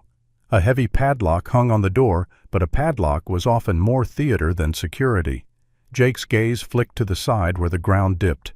There was a second structure half buried, barely visible like the top of a container or an old cellar hatch disguised with planks and snow. Atlas stopped near that spot and let out a low, steady growl that vibrated in his chest. Not aggression. Confirmation. Something was down there, something living or something recently living. Lauren's breath hitched. Nora's hand went to her holster finally, not dramatic, just inevitable. Jake held up a hand. "No lights," he whispered. No shouting. The men chasing them had used voices as bait. Jake refused to become their echo. He guided Lauren behind a stack of timber, using it as cover, then motioned Nora to flank right, where young pines created a shadow corridor. Atlas remained forward but low, almost crawling in posture, his movements so quiet they felt unreal. Jake peered under the shed's raised edge and caught another scent, a bitter chemical tang mixed with gasoline. And something else, stale breath, sweat, the human smell of fear that clung to enclosed spaces. This wasn't just a stash. This was a place people were held. Jake felt his stomach tighten. He had wanted to disappear into the woods to escape nightmares. Instead, the woods had handed him new ones, fresh and personal. A sudden crunch sounded at the far end of the clearing one step, then another, heavy and careless, as if the storm made the walker invincible. Jake froze. Nora froze. Atlas froze. The figure emerged through the drifting white like a ghost that had learned to wear boots. He was tall and gaunt, wrapped in layers of worn canvas and flannel, the kind of clothing that looked like it had never been bought new. His beard was wild and untrimmed, dark with streaks of gray, and snow clung to it in frozen flecks. His face was weathered in sharp planes, cheekbones too prominent, skin drawn tight by years of cold and anger. His eyes were the most unsettling part, pale blue, fever-bright, and constantly searching as if he expected betrayal from the trees themselves. Eli Mercer looked like a man the forest had chewed on and spat out, not dead, but altered. He held a handgun in a trembling, gloved hand, muzzle angled down but ready. He wasn't moving like a professional. He was moving like a desperate father carrying a fragile promise. Lauren stiffened behind the timber stack. The moment her eyes landed on him, she looked not just afraid, but heartsick, as if she could see the tragedy that had made him this way. Eli stopped and inhaled sharply, nostrils flaring. His head snapped toward the timber stack where Lauren hid, as if he could smell her fear through the snow. Jake's blood ran cold. He wasn't alone out here with a broken man. He was alone out here with a broken man holding a weapon and a mission. "Lauren," Eli called, voice rough as gravel. "Deputy Hayes, I know you're here." The words didn't carry the smugness of a hunter. They carried the frantic insistence of someone who needed this to be true. Jake stayed silent, but Lauren's breath caught, a tiny sound. Eli's eyes widened. He stepped forward, boots sinking into snow, raising the handgun slightly. "Don't make me search," he pleaded, and the word pleaded was what made it terrifying. "I don't want to hurt you. I can't mess this up." Nora Kim's eyes narrowed, reading the same truth Jake read.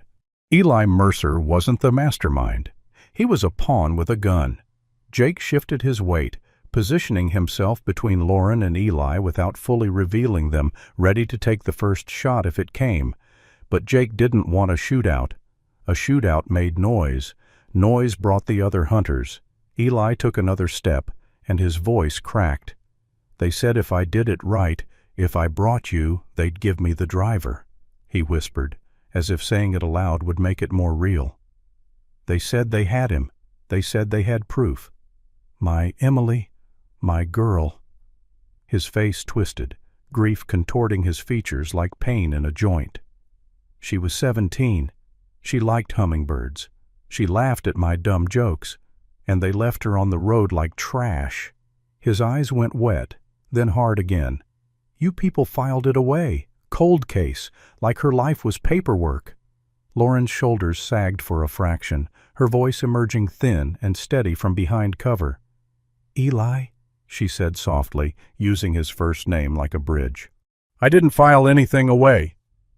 Eli flinched at her voice, as if it hurt him. "Don't," he warned, voice rising. "Don't try to talk me down. They told me you'd do that. They told me you're good at making people feel safe." His eyes flicked wildly around the clearing, then back to Lauren's hiding spot. "I have to finish the task. I have to prove I'm worthy.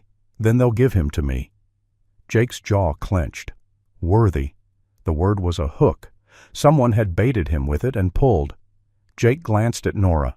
Her expression was tight but focused. She held up 2 fingers in a silent count 2 seconds, then move. Jake nodded almost imperceptibly. Atlas shifted forward, body low, waiting for the release command without needing it spoken. Eli raised the handgun higher. "Come out," he demanded, voice shaking now with panic. "Now, or I start shooting into the wood. I swear I will." His finger drifted toward the trigger, not steady enough to be safe. Jake's mind ran the angles. A stray bullet could hit Lauren. A bullet could hit Nora. A bullet could hit Atlas. The storm would swallow the first shot, but not the chaos after.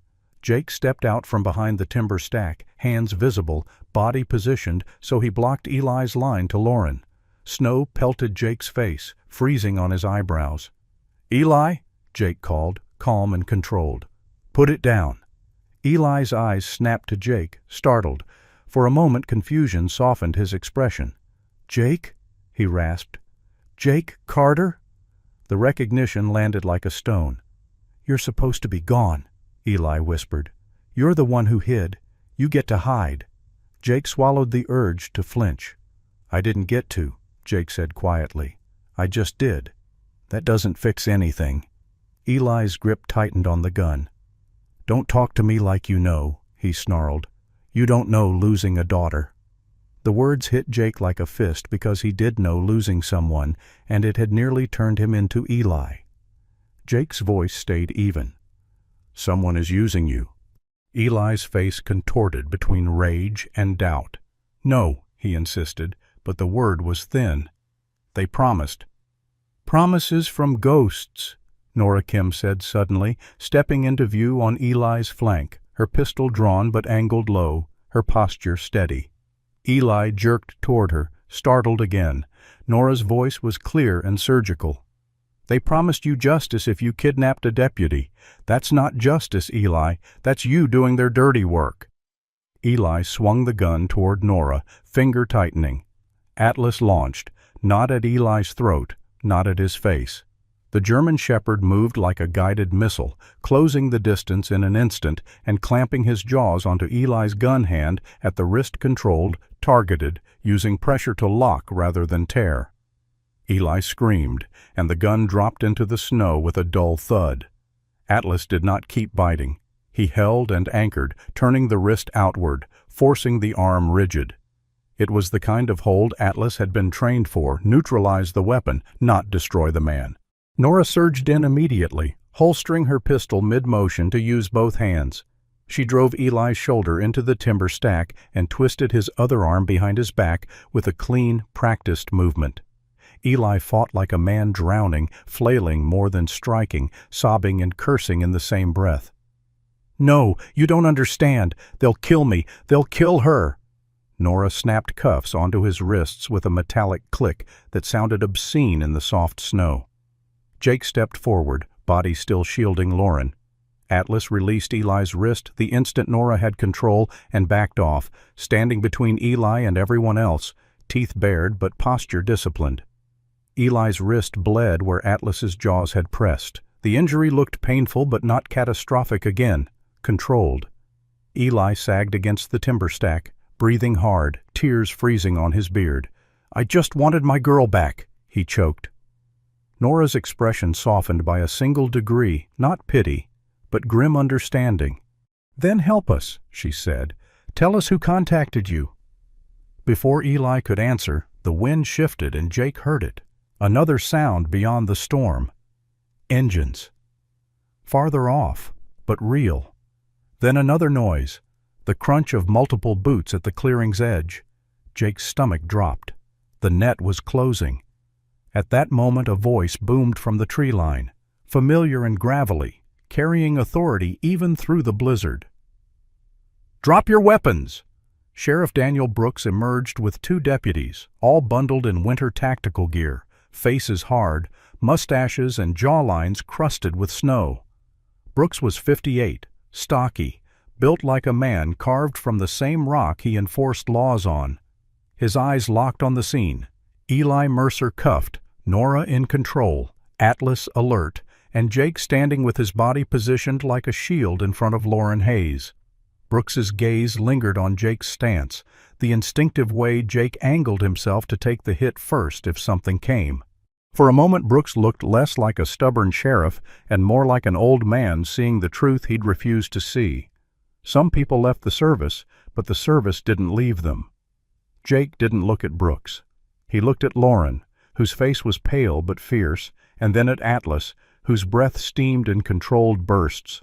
The white snow had tried to become a trap, but for one sharp moment the trap snapped the other way. Morning didn't arrive like a sunrise. It arrived like a slow confession.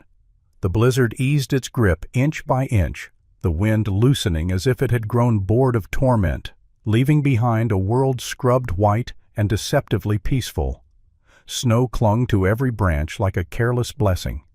In the clearing near the illegal timber depot, the aftermath looked almost unreal, boot prints already softening, tire ruts filling in, the forest trying to erase what people had done inside it. Jake Carter stood with his shoulders squared against the cold, his brown stubble crusted with ice, his breath rising in controlled clouds. Atlas sat at his heel, thick black and tan fur dusted in white, amber eyes tracking everything without blinking, like he was guarding not only Jake, but the fragile line between order and chaos. Deputy Lauren Hayes was alive.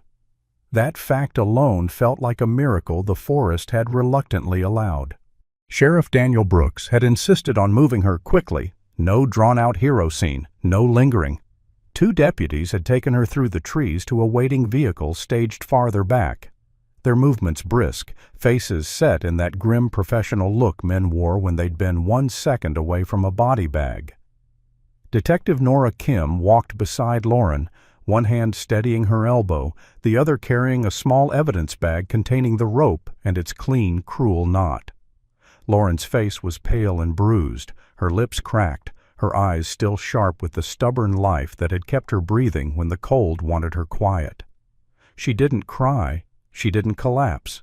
She looked like a person who had already decided she would survive, and now her body was catching up to that decision.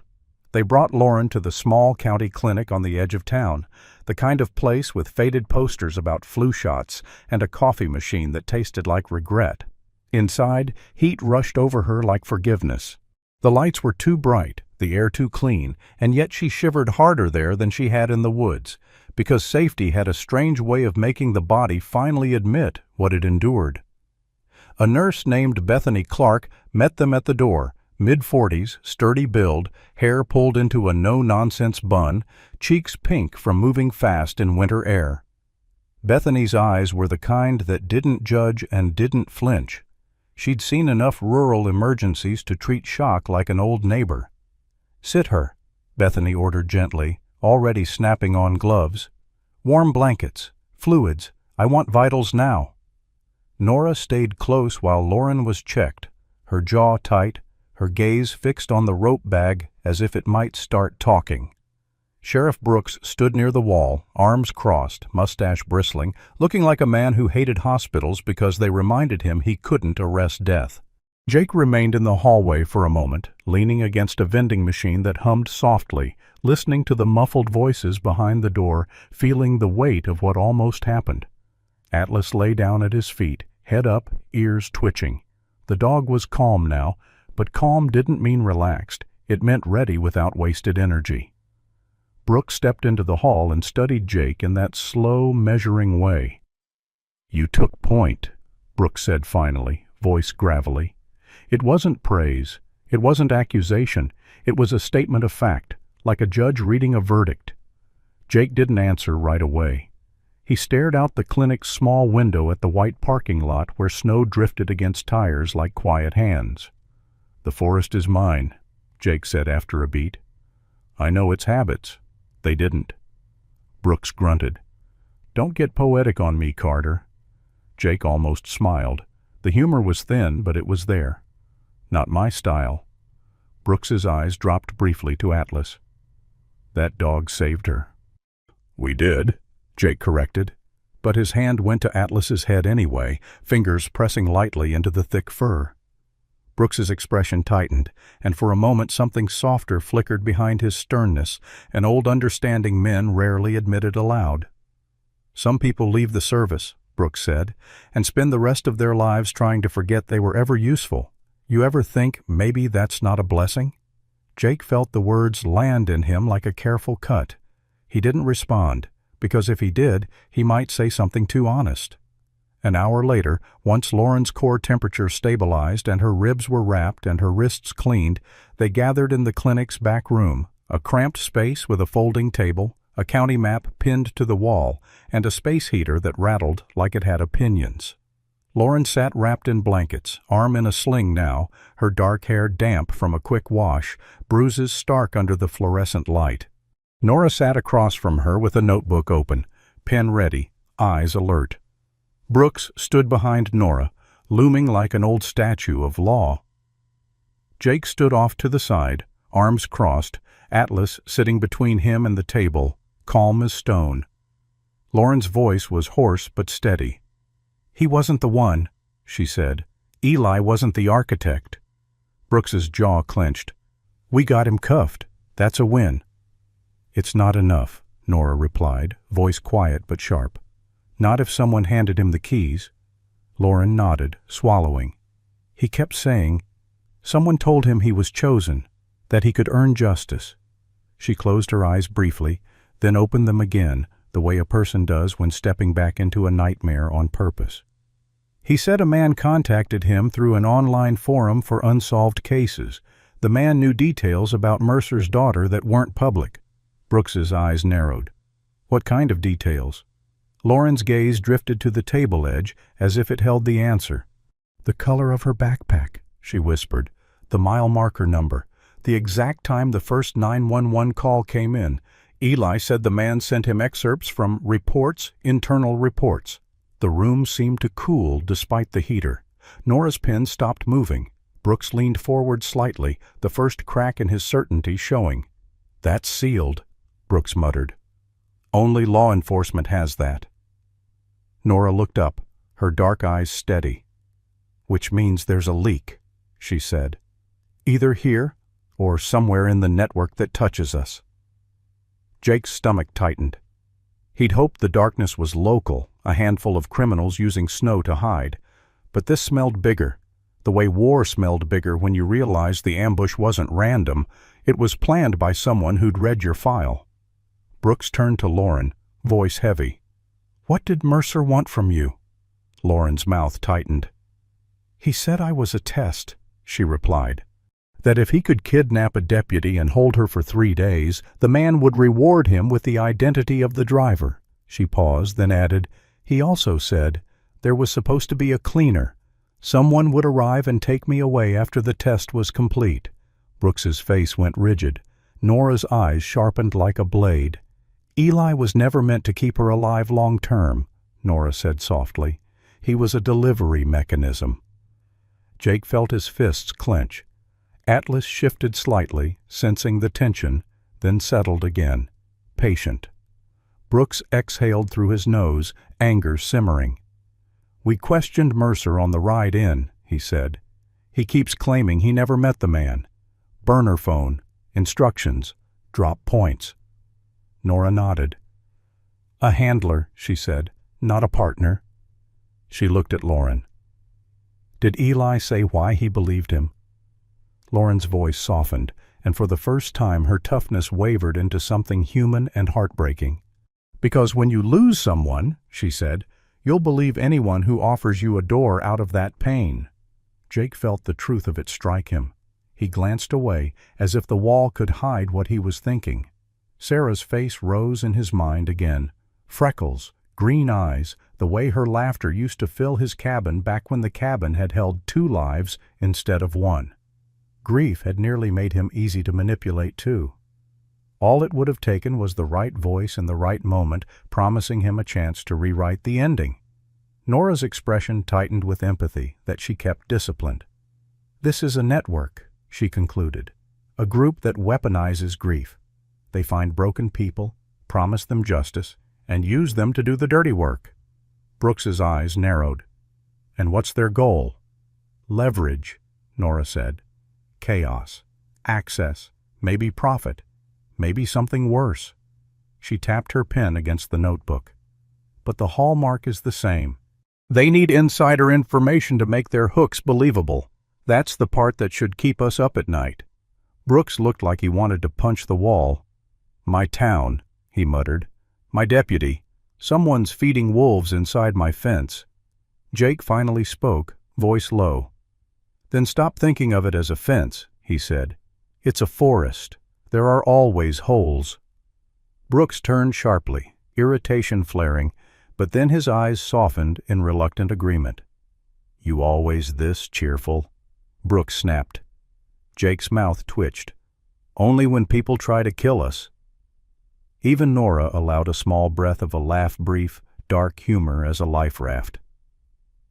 Later that evening, after Lauren was moved to a hospital in the next county with better imaging equipment, Brooks and Nora met Jake at the sheriff's office. The building was small, brick, old, the kind of place where the coffee pot was older than some deputies. In the briefing room, a large county map covered the wall, dotted with pins now. The illegal timber depot, the logging cut, the creek trail, and a few other spots Nora had pulled from old files, unsolved disappearances, suspicious accidents, cases that had been shrugged off as the wilderness being the wilderness. The pattern didn't scream yet. It whispered. Nora stood with sleeves rolled up, hair braid loosened slightly, face drawn with fatigue but eyes burning with purpose. Brooks stood beside her, arms folded, heavy with command. Jake stood across from them, hands in his coat pockets, trying to look like a man who belonged nowhere. Atlas sat between them, calm and watchful, like a silent oath with fur. Nora tapped the map. "If the handler had internal access," she said, "he can manipulate more than one Mercer, more than one grieving father, more than one broken soul." Brooks's jaw tightened. "We don't have manpower for a statewide conspiracy." Nora's gaze flicked to Jake. "We don't need manpower," she said. "We need eyes that know the forest." Jake felt the room tilt slightly, as if the decision in front of him had weight and gravity. He had built a life of quiet.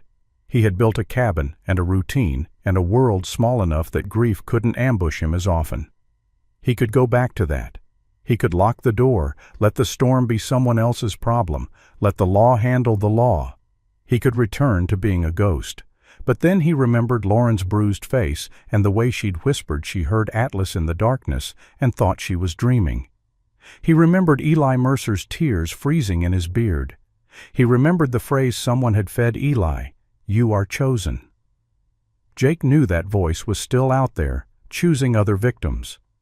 Jake looked down at Atlas. The dog met his gaze with steady amber certainty, no judgment, no pressure, just loyalty. A companion who didn't care whether Jake wanted to be a hero, a companion who only cared whether Jake would act. Brooks cleared his throat, voice rough. "You can go back to your cabin, Carter," he said. "No one's chaining you to this." Then he added, quieter, "But if you stay under my rules." Jake let out a slow breath. He could almost hear Sarah's laughter in it, teasing him for always trying to run from the thing he was built to do. Love wasn't just warmth. Sometimes love was choosing to stand in the cold so someone else didn't have to. Jake lifted his eyes to Nora, then Brooks. "I'll stay long enough to close the door we opened," Jake said. "After that, we'll see." Nora nodded once, satisfied. Brooks grunted as if agreement tasted like bitter coffee. Atlas shifted closer to Jake's boot and sat perfectly still, as if sealing the vow without words. Outside, winter still covered Black Pine Forest like a white myth. But inside that room, the real myth had begun. Not the story of a man hiding from his past, but the story of a man deciding one more time to step into the storm and make sure it didn't swallow someone else. In the white silence of Black Pine, when the wind still howled like an ancient warning, a small miracle walked through ordinary life. Not with blinding light, but with a warm breath in the middle of ice. A veteran who thought he was only a ghost of the woods, a deputy who thought she was fading into the dark, and a war-trained dog who stood guard like a living vow. And yet God still placed a path where no one believed a path could exist. Sometimes the miracle isn't the storm stopping. Sometimes the miracle is that someone hears the cry the whole world missed. The miracle is a heart that still chooses to save, even after it has been cracked by loss. If this story touched you, remember this. God doesn't always send angels with shining wings. Often He sends them in everyday forms, a stranger who shows up at the right moment, a quiet warning that keeps you alive, a hand reaching out when you're shaking, a loyal guardian standing beside you when your strength runs out. And in your daily life, you may be facing your own blizzard worries about money, illness, loneliness, or a grief you don't know how to name. But if you're still breathing today, still listening, still able to do one small act of kindness, then the road isn't closed. Ask God for courage to take one more step and for gentle eyes to recognize the miracle when it arrives looking ordinary. If you believe God places every soul on this earth with purpose, human and animal alike, comment Amen below so we can pray together. Please share this story with someone who's tired and fighting silently so they'll remember they are not alone in the storm. And don't forget to subscribe, like, and turn on notifications so you won't miss more true stories of loyalty, rescue, and the quiet miracles that still walk among us. May God bless you and your family, keep you safe on every road, heal the wounds no one can see, and place a loving guardian in your path exactly when you need one most.